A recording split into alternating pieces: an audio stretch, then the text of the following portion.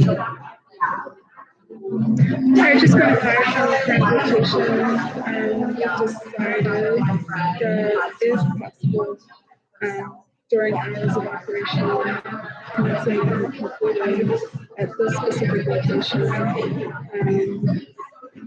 or unless needed more often, at minimum, that's we're checking reports. That's this is less than 2.5 feet per day. Sure.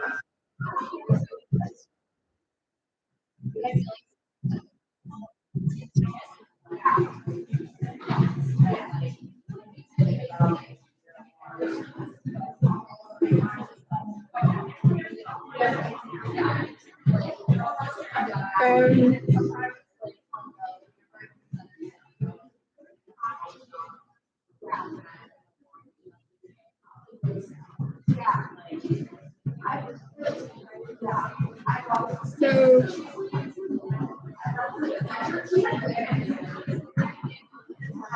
Rishi had brought attention to a topic that hasn't really been discussed in the geopolitical community about child labor laws, slavery, and child abuse. So Rishi, we've not explicitly tried to contact Rishi, but Rishi and Zelensky and Boris and John are really important people. Ursula is an important individual for us as well. And I defer to my husband to let me know where they are people implicated, are they implicated, compromised. I need more information. Andrew, Prime Minister of Jamaica, is also so we're not skirting around, we're not hiding. I won't say skirting around because we don't have any, there's no innuendos at all. But we're not hiding the fact that we have very extremely accomplished family members. As far as Barack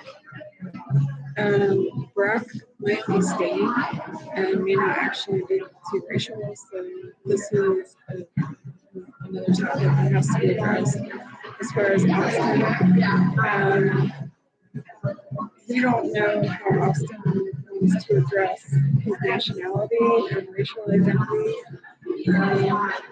As far as influencing factors and what his life, his goals, his career goals had been, why he had made certain goals, and whether or not as a family we've discussed that.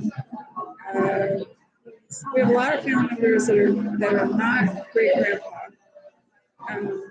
maternal great grandpa, but they are cautious. They don't unnecessarily give us information. They really allow for the most respectable way to continually develop rapport through maturation, respectful communication standards, and sustaining respectful communication and correspondence standards through maturation experiences associated with short-term and long-term goals. And we're fortunate to have family members that are really like partners for us, if that's the best way to say it. Where they really don't, well, they don't hurt us, if that's the best way to say that, but there's so much that's not okay that we have to reevaluate and reassess a lot. But here in the United States, in this municipality, if that's the county, if that's the best way to say that, we've been concerned. Me and my husband would never speak to our children disrespectfully. We would never speak to any child in the family disrespectfully. We understand that we're different, and we're not certain with where we get the impression that family members understand we're different too, although support isn't fleeting, if that makes sense. And we're still newer, but that's almost not the right way to explain the capacity of supporting each other and how they make sense of realizing our strengths, and we all have a need for more information. That's the best way to say that without getting too specific. So we would never, ever, I mean, we understand we're different, and people that might be chronologically somewhere near our age are like not, may never even be at our capacity, respectfully. They're just on different developmental, they're not delayed, there's nothing wrong, they're just different. So, but in our family, regardless of how much we age, regardless of what people do or don't strive to accomplish, there's no inability to resonate on understanding fundamentals of boundaries. So that's why I say it. Maybe not to be a respectful encounter, whether scheduled or at random. So, my obligations to my husband and our family, and we've been forced into a situation. Gym is helpful. Well, we prefer to work out at home and strive to get equipment for at home, especially since husband has been physically not here, and we want to respect the integrity of our boundaries, and regardless of stage of gestation, we want the stage of gestation to have empathy. As far as gestation, we're just some women that are in the first trimester, which is a little different than like our situation. They don't have any restrictions as far as whether or not they have cardio workouts or different kinds of or strength training, recreational activities, or to professional athletes. So husband not being here and how that affects me and my obligation and responsibility and commitment to how that affects, promotes, and supports our family is crucial, right? And the way that people try to cause rigidity and contractions and just a lot of torture, like physical torture to me. So making sure that the endocrinology and the biochemical process, or just the endocrinology, is that we're titrating and adaptable throughout this process in general is like really important, especially since husband is not here.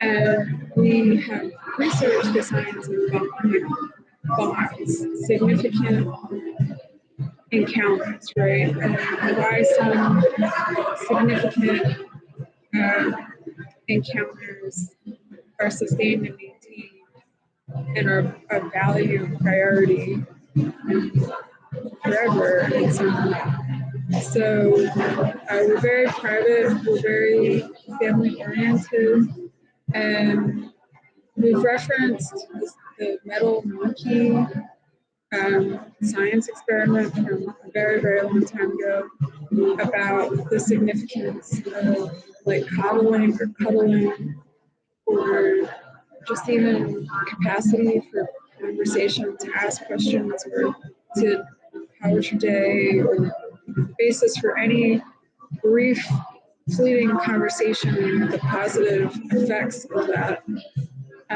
There's also the science of being significantly associated with each other. That's the best way to say that right now.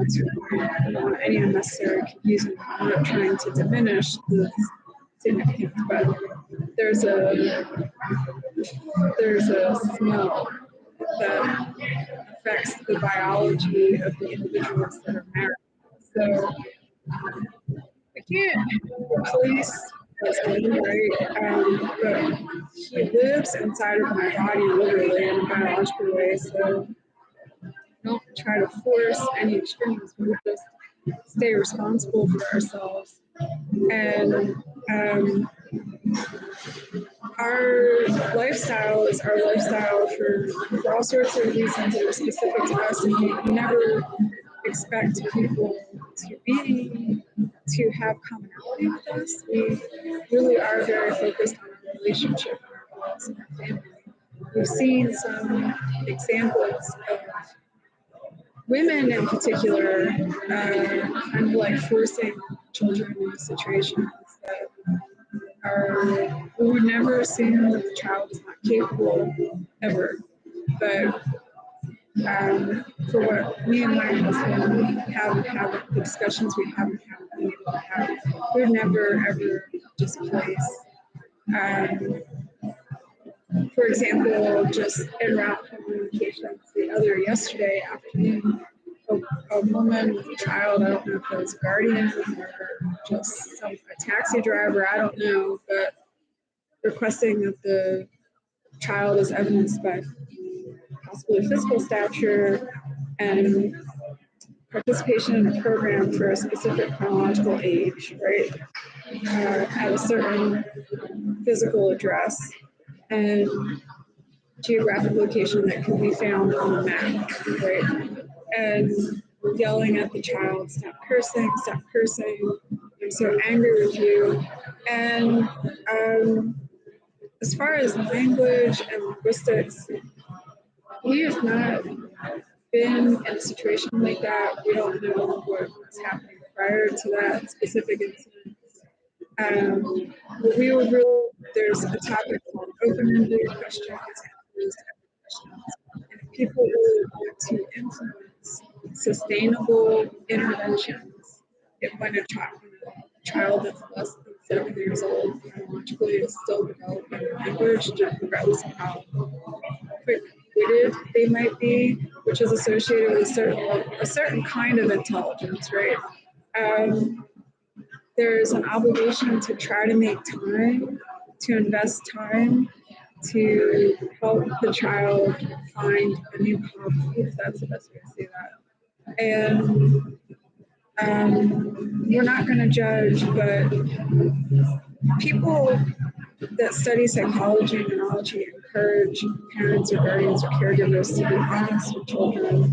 We don't necessarily view an accidental encounter of overhearing and like I'm just passing by a certain situation. I don't want to be judgmental, but we don't want people knowing anything about our family planning, and our children are not fall.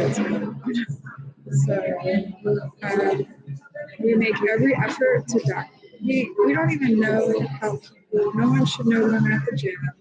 We don't want that kind of stuff publicized. We don't want people knowing anything about our schedules. That's not how we want to. That's not what we want people to know about us. We're trying to get situated with what we wanted for our firm. We've never had a press conference, press release, or anything like that. We are committed to us, and we are okay to set a standard that's sustainable and realistic, so that people can just focus on living their own lives instead of their own goals. And we don't know what our children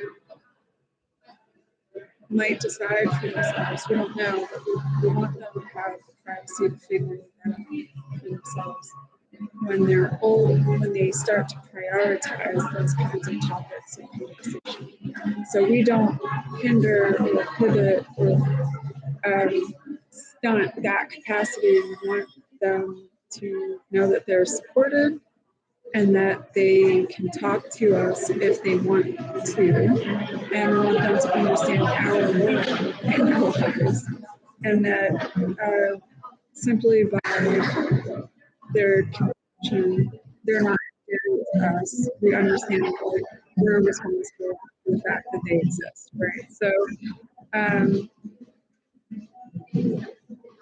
what life is or isn't for so many people is not for us to determine.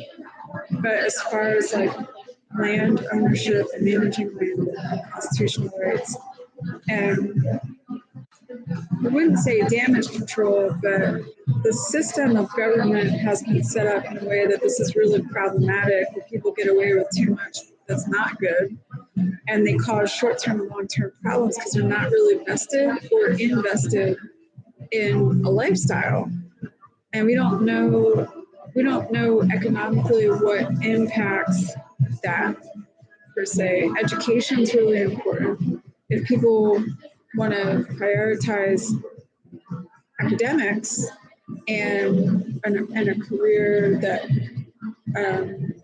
financing education is an important topic, and the reality of what education does or doesn't help as far as a job that people believe can finance their lifestyle is a controversial topic that has to be reevaluated and reassessed. That's a problem. So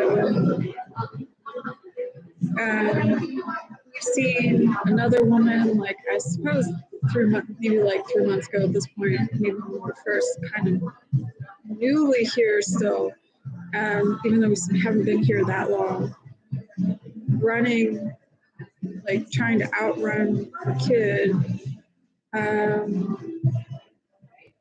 We've seen children exhibiting behavior and language that would support that they're trying to be inquisitive and that they're not exactly attention seeking, but that this is a lackluster time in life for them, whether they're bored or they're not bored, and that like the chronological adult relies on their superficial standards of coping to make sense of, I don't know, I don't know. So it seems like children are aware, and we don't want to make assumptions, but just concerned. So I'm not certain if that was helpful to document that, but just so that I know my husband and I'm on the same page with it. Yeah, this is, we don't want to be judgmental, but we don't want anybody like accessing private information at all. So that was, I was looking to confirm explicit consent from my husband, and I don't have that. I'm upset. So when we started to notice that our hibernating fetuses were starting to create a presence in an evolution of their existence, we were concerned. We had to trust that, hypothetically, that we had classified arrangement because any topic associated with that involves like the military for us because we're just a very different kind of medicine. If that's the best way to say that. Um, so that was really we haven't fully processed that yet.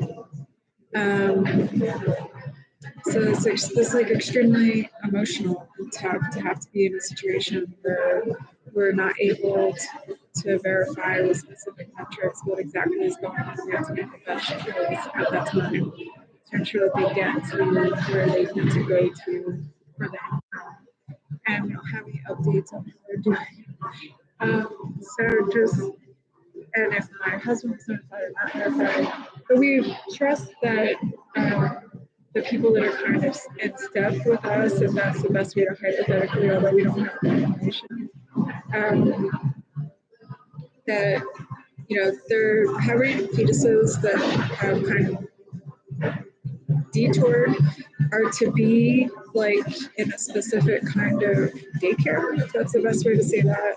That's not just, there's no location disclosed, and we have round the clock security and surveillance, like a care team of physicians and scientists. So that's like really very real. They're supposed to live somewhere where they can be contained and sustained safely as they continue to hibernate. So I don't, my husband is supposed to be monitoring that, but my concern is how are they being fed? But they were ready. The GYN had mentioned that they just go right back in, but I'm not willing to. We haven't.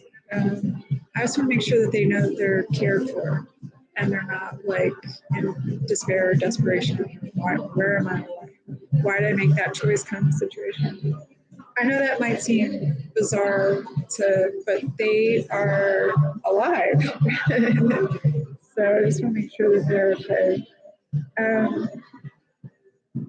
With this language, if that's the best way to communicate my concern, although I understand the priorities of their dad, my husband, that's to say that they're all boys. We don't have any girls. They're all boys.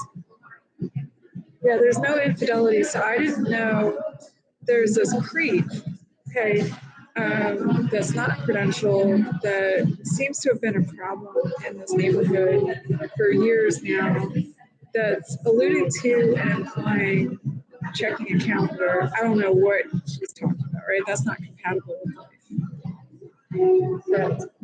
So I don't even want to bring that up. That's such a waste. But the fact that that individual went out of their way to try to punish me in public, he's a complete stranger.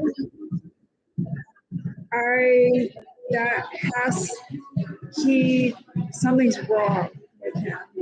But that's an example of like my husband's not here. I wouldn't even want my husband to have to deal with that. That's someone that's an immediate extermination, right?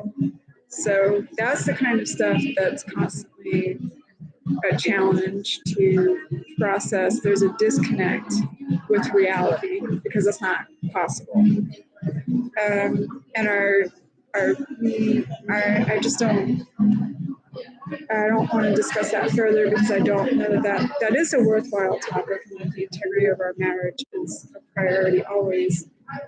But this is one of those situations where everything here has just been so horrible. And so there are some people that legitimately are victims of a situation that's really bad, and they've tried to figure out how to make sense of their life here, not knowing that their lives were to be completely different. And then there are people that we ask the question, like, how do people get here? When do they get here? And as far as trafficking, marine, and all the other hypothetical topics, we don't have exact confirmation yet on what individuals rely on. I don't want to say dichotomy, but or paradoxical or anything. Just really like, this is a bizarre place. And but where we were prior to me being forced here, and my husband being forced into your brother's situation that they were forced into, we don't know that we were more or less shielded from how many examples of dysfunction that are insidious and ongoing around the clock, that we've been forced into this community where this is like, there's no break from the dysfunction. But I don't know that I'm able to articulate or verbalize even the most accurately how bizarre this is. As far as not being able to shelter in place and no respite from around the clock being outdoors, like camping, and then in public communal spaces like corporate spaces. I don't, there's no secrets between me and my husband, so I have really tried to optimize the reality and stay focused on solutions, and the issue has been no one's responding. So I really, really, really stay focused on trying to stay responsible for myself. I know I have to pace myself, and I try to figure out how to support the reality, although the reality is almost like hypothetical because I don't have support or evidence, and people have been trying to incriminate me, demonize me, discredit me, and hurt me. And my husband is the priority no matter what. So, and I don't know if people understand that when we prioritize each other, we're taking care of each other in addition to ourselves, like we're each other's lives. So, and that our family benefits from that as well. So I don't. Dystopian is an interesting word choice. There's addiction, substance misuse that's more chronic, and there's just so much more than that, right? Because we don't believe that substance misuse is a new topic, and somehow society was more organized, and people didn't struggle more or less. If that's, I don't know. Some people maybe did struggle more, but boredom doesn't equate to that order and social etiquette shouldn't be sustained, right? So that deviation we don't understand. We don't have enough information to understand how people can rationalize that as a necessity of a constitutional right associated with freedom of speech. That's not freedom of speech. The economics, the behavioral economics of that, where people like try to justify movements of terrorism, sustaining a culture associated with terrorism. We just don't have time for that. So, and that's not being a communist government or anything like that. And we don't know what these politicians or people that work for these governments, what is a typical day for you? What have you accomplished? We're not asking these questions to be rude, but this isn't working. So, in so many ways, so much that's a problem is sustained and almost seems like efficient or sufficient, but this isn't in any way, not to overgeneralize or jump to conclusions or anything, or no assumptions.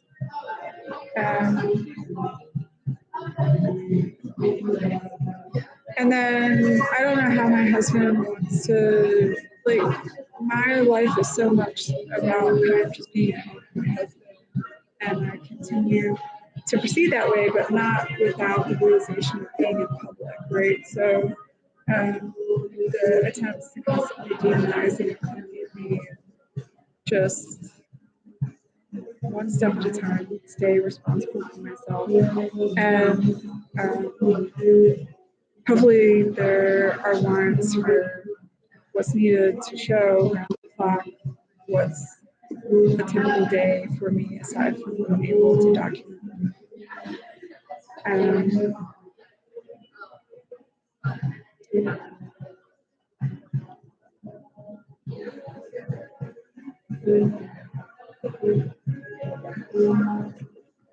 To have a sense of humor with to allow children to have a sense, to develop a sense of humor.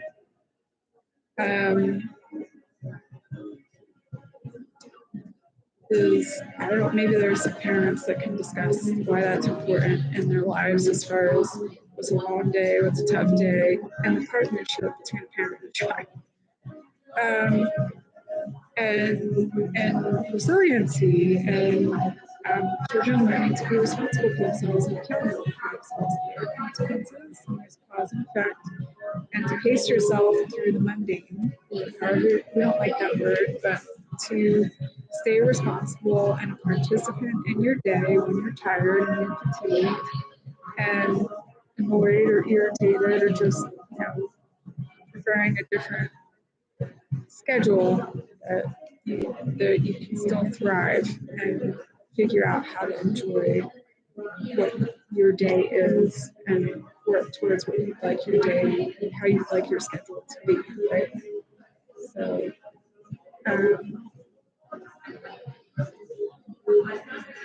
yeah, we're shocked. We're shocked to see people behaving that way with minors, and we don't have any comment because we don't have enough information. But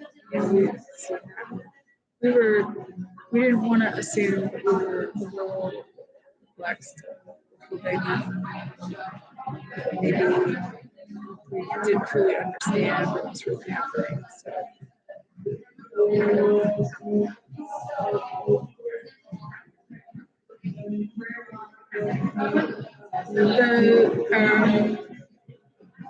The other issues with the attacks have been that people are trying to force a misunderstanding of the reality of who I am. That's the best way. And they're being very violent. So, really important to me that there's no, that my husband knows what's going on around the clock at all times. We don't want to be in the situation. My husband and dads and brothers might be better able to articulate the grievances and the goals, and that we are not unnecessarily prolonging this. But we do a home away from home for a second week. One of our homes, right? No matter where we don't want to be rude. We are invested.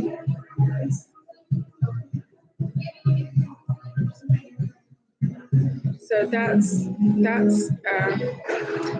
that location where that building was vacant, right, was not safe. And the other location is, thank goodness, right? Thank goodness. But,